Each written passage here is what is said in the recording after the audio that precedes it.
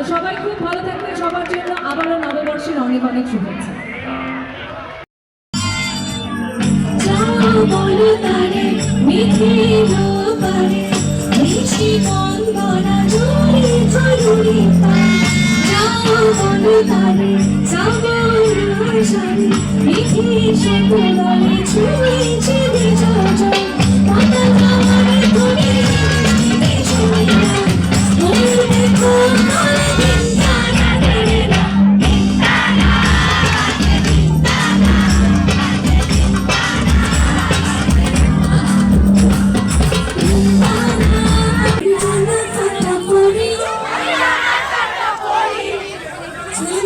আমি গানা কাটা করি